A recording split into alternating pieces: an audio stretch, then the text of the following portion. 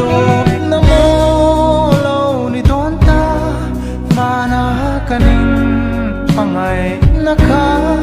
Midang tayo nito ang mo kaoit halo Karing halaw Kamangay na ito'y nen ko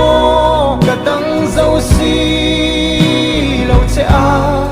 Tu ayen sa katinlung liam hi Ito ang damve hot don lom ni Min kungay ve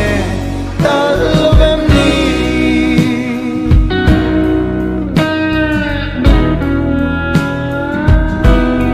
Kapmangay kalaw duat ro